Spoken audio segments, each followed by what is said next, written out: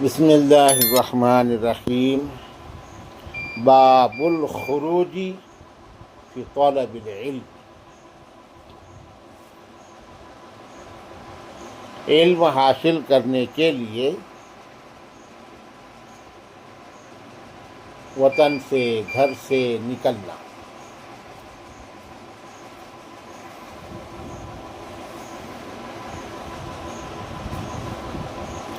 حضرت امام بخاری رحمۃ اللہ علیہ علم کی اہمیت، فضیلت، ضرورت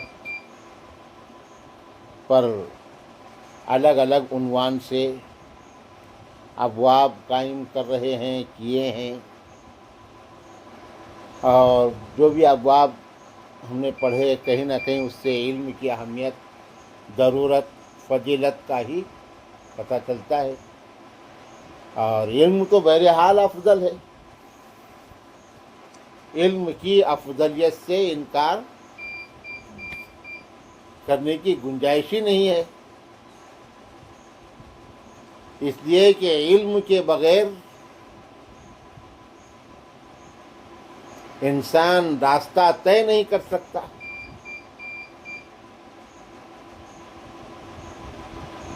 ہے نا۔ عمل یعنی چلنا، علم کے بغیر انسان نہیں چل سکتا۔ علم کے بغیر چلنے والا بیوقوف، پاگل،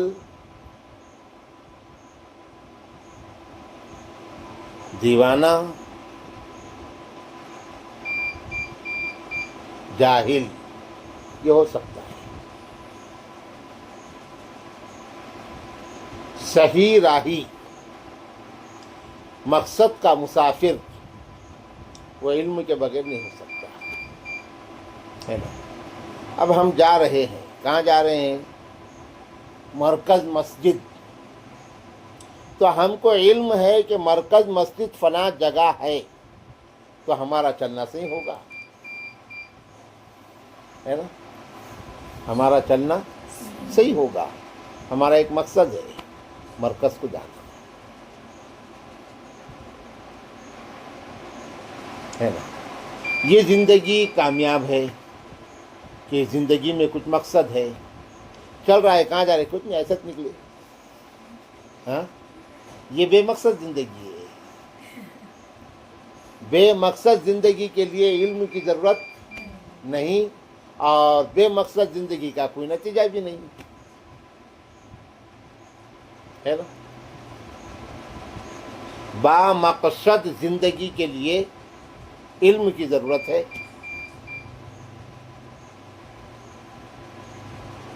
تو علم پہلے، اس کے بعد عمل۔ علم عمل کا امام ہے،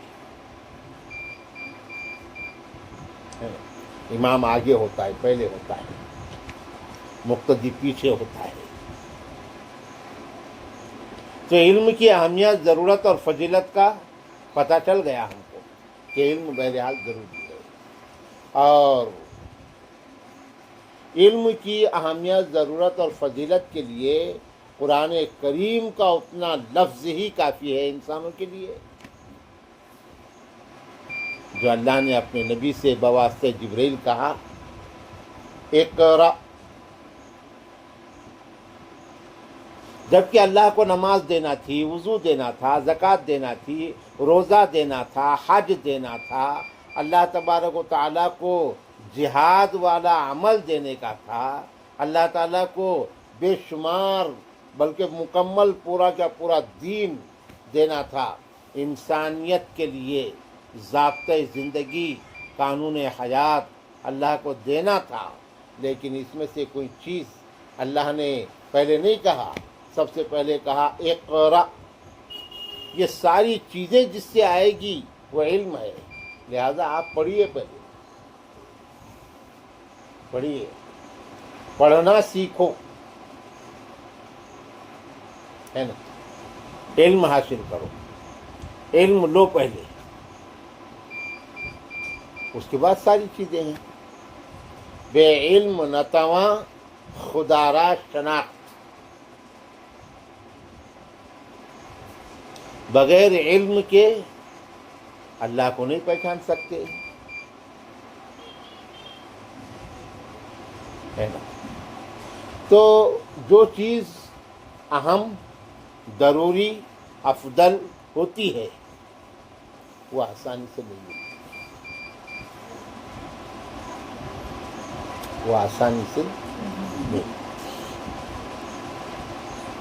اس کو پانے کے لیے کوشش اور محنت کرنی پڑتی ہے۔ بغیر طلب اور بغیر کوشش اور محنت کے وہ چیز نہیں ملتی۔ آیا سمجھ؟ ڈھونڈنا پڑے گا، ڈھونڈنے کے لیے، طلب کے لیے چلنا پڑے گا۔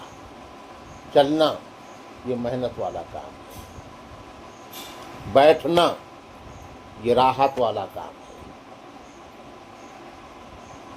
کھڑے ہونا یہ اس سے محنت والا کام ہے بیٹھنے کے مقابلے میں، اور چلنا کھڑے رہنے کے مقابلے میں زیادہ محنت والا کام ہے۔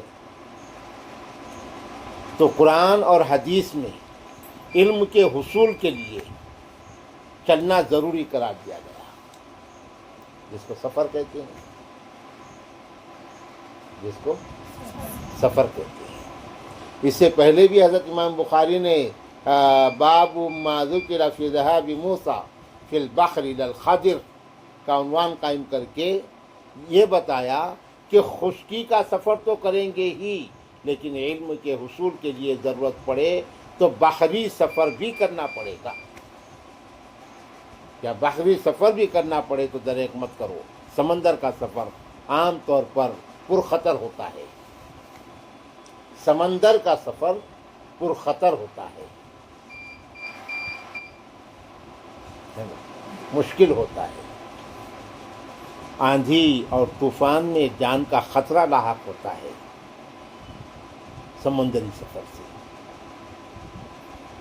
کل بھی پرخطر تھا، آج بھی پرخطر ہے۔ جدید ٹیکنالوجی نے سفر کو آسان نہیں کیا، ٹھیک ہے، گھنٹوں کا کام منٹوں میں، دنوں کا کام گھنٹوں میں، مہینوں کا کام دنوں میں، سالوں کا کام مہینوں میں، یہ ہو رہا ہے آج، یہ الگ چیز ہے۔ لیکن کاموں میں جتنی تیز رفتاری آئی، اس سے زیادہ کام خطرے میں بھی پڑ گئے، خطرے بھی اتنے ہی لاحق ہیں۔ پہلے زمانے میں یہ سننے کو نہیں ملتا تھا کہ فلاں عورت کھانا بنا رہی تھی اور چولہے سے ایک دم جل گئی اور مر گئی۔ اب سننے کو ملتا ہے فلاں عورت کھانا بنا رہی تھی، سیگڑی چالو کر رہی تھی، کرنٹ آ گیا، چٹک گئی اور مر گئی۔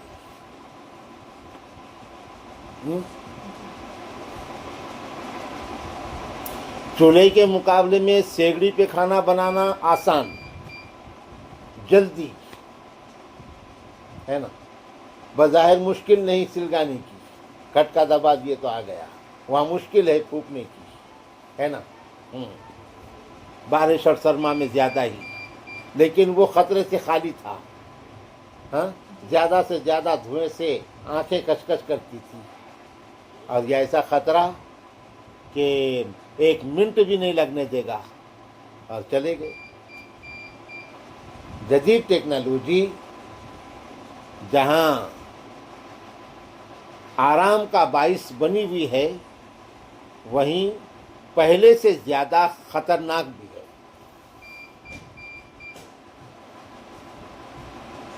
سمجھ میں آیا؟ پہلے لوگ حج کو جاتے تھے تو لوگوں کو بہت ٹائم لگ جاتا تھا، حج کو جانے کے لیے 40 دن لگ جاتے تھے، 2 مہینے لگ جاتے تھے، 3 مہینے لگ جاتے تھے، لوگ 4 مہینے پہلے نکلتے تھے سمندری جہاز سے۔ کیسے جاتے تھے لوگ؟ سمندری جہاز سے، یا پھر پیدل راستوں سے۔ پیدل بھی راستے ہیں، وہ افغانستان ہوتے ہوئے پاکستان، افغانستان، ایسے اس طرف سے تو مہینوں لگ جاتے تھے. اب 6 گھنٹے میں انسان جدہ پہنچ رہا ہے، وہاں سے 2 گھنٹے میں مکہ پہنچ رہا ہے. 7-8 گھنٹے میں جنتور سے اپنے اورنگ آباد یا بمبئی سے 7-8 گھنٹے میں مکہ پہنچ رہے ہیں بمبئی سے. اب ہے نا، اور خدا نہ خواستہ اس میں خرابی آ گئی، جہاز میں کچھ ہو گیا تو وہ جہاز بادشاہوں کے ملکوں کے بادشاہوں کو نہیں چھوڑتا، وہ بھی دیکھتے ہی دیکھتے نیچے جل کے خاکستر ہو جاتے، خاک بن جاتے. لیکن تو مشکل بھی ہے. خطروں سے خالی ہونے کا دعویٰ جدید ٹیکنالوجی نہیں کر سکتی.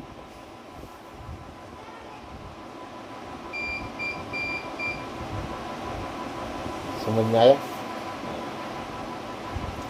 تو یہ بولنے کے لیے باتیں ہوتی ہے. پہلے زمانے میں بہت مشکل تھا، اب بہت آسان ہے. کچھ نہیں،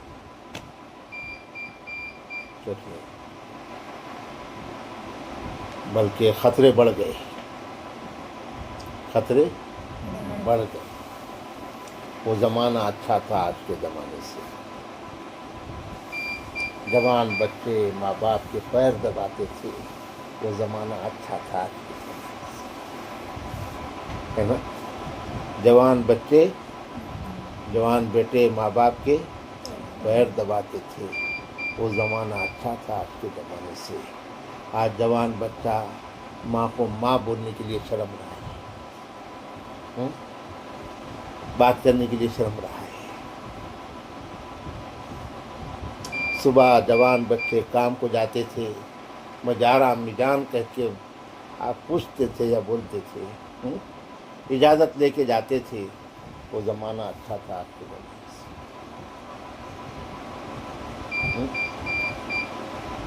ہر اعتبار سے وہ زمانہ اچھا تھا. لڑکیاں بھولی بھالی ہوتی تھی، لڑکے بڑے سادہ مزاج ہوتے تھے.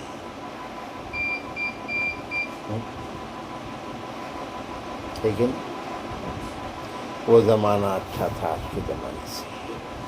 بہرحال باب الخروج فی طلب العلم. تو علم ضروری، اہم، افضل.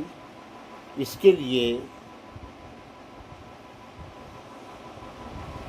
جوخم اٹھانا اور تکلیف اٹھانا یہ لابدی اور ضروری، اس کے بغیر نہیں. پگھلنا علم کی خاطر، ہاں، پگھلنا علم کی خاطر مثال شمع زیبا ہے. مثال شمع زیبا ہے، بغیر اس کے نہیں پہچان سکتے ہم خدا کیا ہے. علم کے لیے تکلیف اٹھانا، روشن موم بتی جل رہی ہے اس کی طرح ہے. موم بتی جل رہی ہے، شمع زیبا. شمع زیبا، شمع یعنی موم بتی، زیبا یعنی زیب بخشنے والی، زینت بخشنے والی، مطلب روشنی دینے والی. موم بتی کیا زینت بخشے گی؟ روشن کرے گی کمرے کو. تو شمع زیبا، کمرے کو روشن کرنے والی موم بتی جلتی ہے اور خود کو پگھلاتی ہے، خود کو ختم کرتی ہے، لیکن دوسروں کو روشنی دیتی ہے. کتنے لوگ اس کی روشنی میں نقصان سے بچتے ہیں، کام کرتے ہیں، کھاتے ہیں، پیتے ہیں، پڑھتے ہیں، کتنے لوگوں کے کام ہوتے ہیں لیکن وہ جل رہی ہے اور وہ خود کو مٹا رہی ہے.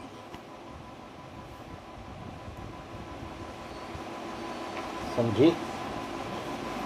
تو ایک عالم اہل علم کی زندگی ایسی ہونا چاہیے کہ میری زندگی کا مقصد تیرے دین کی سرفرازی. اسی لیے میں مسلمان, اسی لیے میں نمازی, ہے نا؟ یہ مقصد ہونا چاہیے.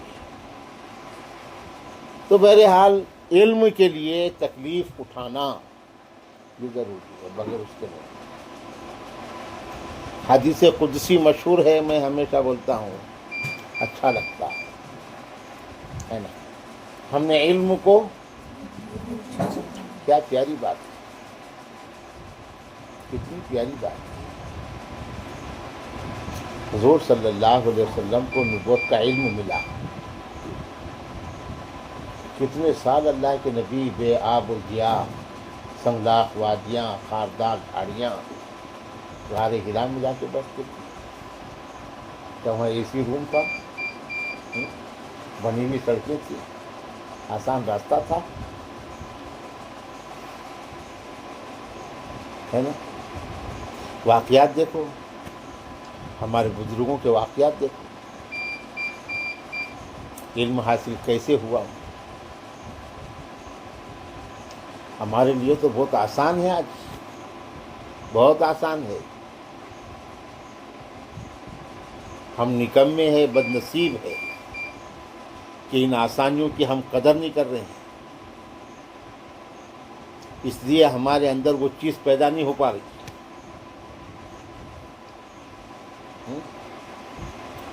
بہت تکلیفوں میں علم حاصل کیا ہے, بہت تکلیفوں میں. نہ بارش سے بچنے کا کوئی معقول انتظام ہوتا تھا, نہ سرما کی سردی سے بچانے کا اپنے آپ کو کوئی ان کے پاس میں ذریعہ ہوتا تھا, نظم ہوتا تھا, کچھ نہیں. نہ کڑاکے کی اپنے انتہائی شدید ترین دھوپ میں کوئی پنکھے اور کوئی چیز ہوتی تھی, کچھ نہیں. موسموں کی صعوبتیں یہ تو بہرحال برداشت کرنی ہوتی تھیں, لیکن اس کے ساتھ کھانے پینے کا بھی کوئی معقول انتظام نہیں ہوتا تھا.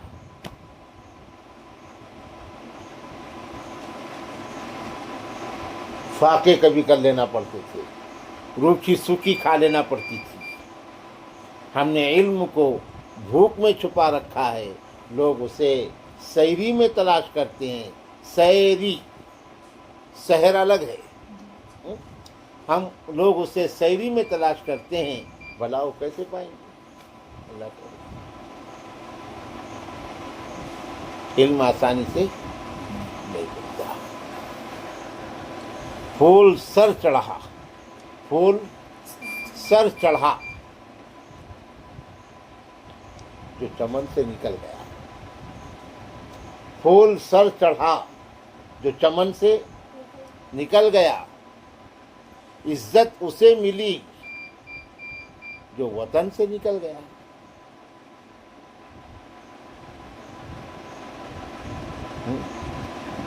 چمن سے مالی پھول توڑ کے لاتا ہے اور اس کا ہار بناتا ہے, گجرا بناتا ہے. وہ ہار, وہ گجرا, وہ انسان کے سر پہ بندھا جاتا ہے اور اس سے استقبال انسان کا کیا جاتا ہے. یہ مقام جو پھول کو ملا, جو بڑے بڑے لوگوں کے سر پہ بیٹھ گیا, کیوں؟ چمن چھوڑنے کی وجہ سے قربانی دیا انہوں نے, ہے نا؟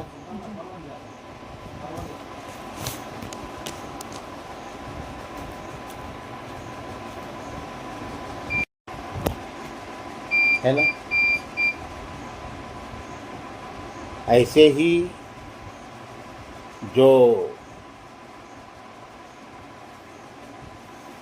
اپنے آپ کو ایک کامیاب اور باکمال انسان بنانے کے لیے وطن چھوڑ دیتا ہے, ہجرت کرتا ہے, تو اس کے اندر کمال پیدا ہوتا ہے.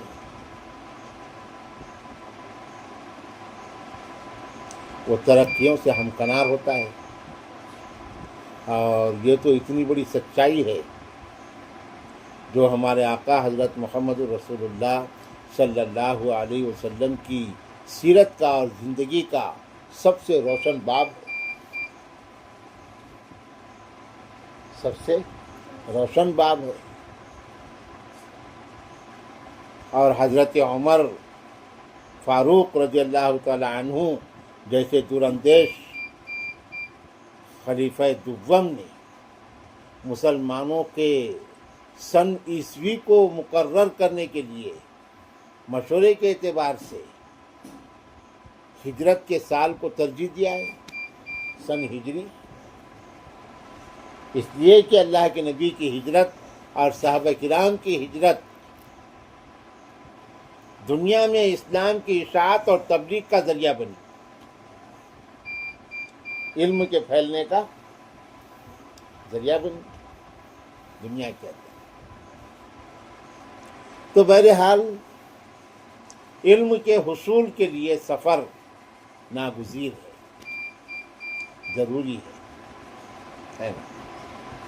خود حضرت امام بخاری رحمۃ اللہ علیہ نے کئی مقامات کا سفر کیا ہے علم حاصل کرنے کے لیے، اور کوئی بزرگ ایسے نہیں ہیں جن کی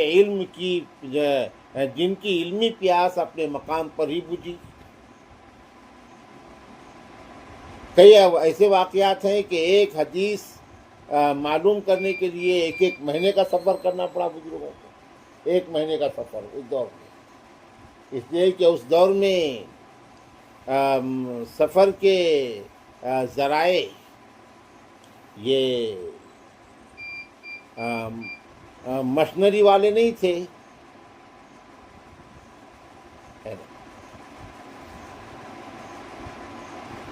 مشنری والے نہیں تھے، نہ موٹر سائیکل تھی، نہ کار تھی، نہ جیپ تھی، نہ ریل تھی، نہ بسیز تھے، یہ چیزیں کچھ بھی نہیں تھی، ہے نا. گھوڑے ہے، اونٹ ہے، خچر ہے، اس پہ لوگ سفر کرتے تھے یا پیدل سفر کرتے تھے، یہی آلات سفر تھے. تو اونٹ پر 1 مہینے کا سفر کیا معلوم کرنے کے لیے تھی؟ ایک حدیث، صرف ایک حدیث. کتنی اہمیت تھی ان کے نزدیک علم کی. صرف یہ معلوم ہوا کہ ایک حدیث فلاں جگہ فلاں بزرگ کو یاد ہے، ان کے پاس وہ حدیث ان کو معلوم ہے، تو ان کی زبان سے وہ حدیث سننے کے لیے تاکہ سند قائم ہو جائے، سند قائم ہو جائے. ہم نے ان سے سنا، انہوں نے فلاں سے سنا، فلاں سے سنا، اللہ کے نبی تک. وہ ایک حدیث ان سے سننے کے لیے 1 مہینے کا سفر.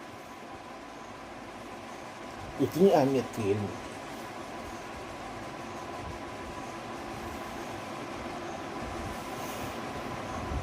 باب الخروج فی طلب العلم، علم کی تلاش میں نکلنے کا بیان.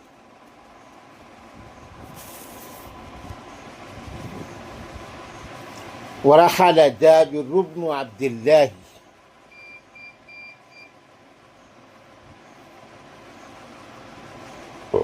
اور سفر کیا حضرت جابر بن عبداللہ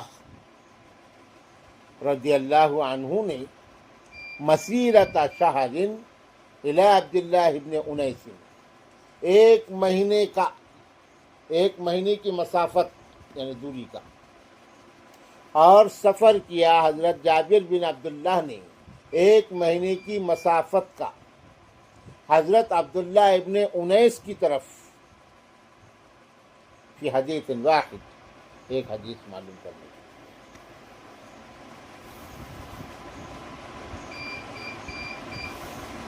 سمجھ میں آیا؟ حضرت امام بخاری رحمۃ اللہ علیہ نے صحابہ کے واقعات سیرت سے بھی ثابت کیا ہے کہ علم کے لیے تھوڑے علم کے لیے 1 مہینے کی سفر کی مسافت طے کی تجربے کو. اور نیچے کا واقعہ پیش کر کے قرآن سے بھی یہ ثابت کیا ہے کہ علم کے لیے سفر کرنا بہرحال ناگزیر ہے. صحابہ تابعین نے تو کیا ہی ہے، لیکن وقت کے نبیوں نے بھی سفر کیا ہے.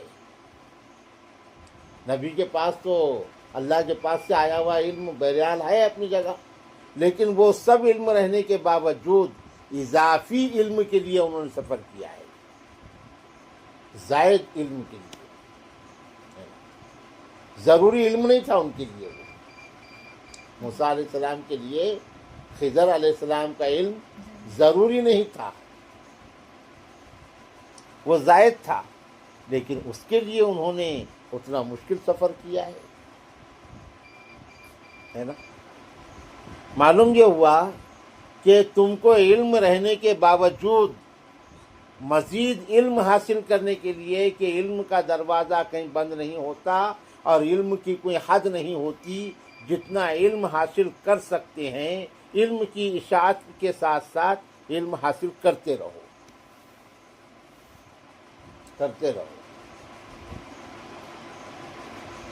سمجھ میں جس طرف اشارہ ہے.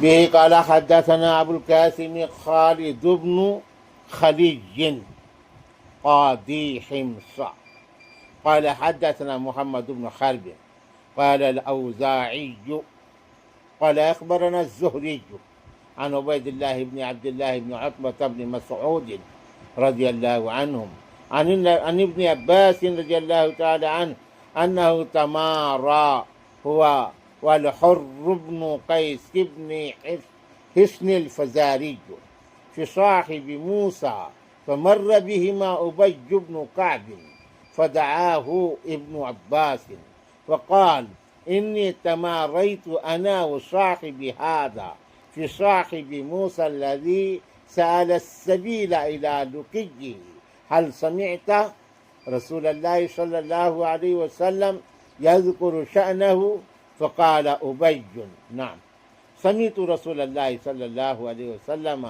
يذكر شأنه يقول بينما موسى في ملأ من بني إسرائيل إذ جاءه رجل فقال هل تعلم أحدا أعلم منك قال موسى لا فأوحى الله إلى موسى بلى عبدنا خضر فسأل السبيل إلى لقيه فجعل الله له الحوت آية وقيل له إذا فقدت الحوت فارجع فإنك ستلقاه فكان موسى يتبع أثر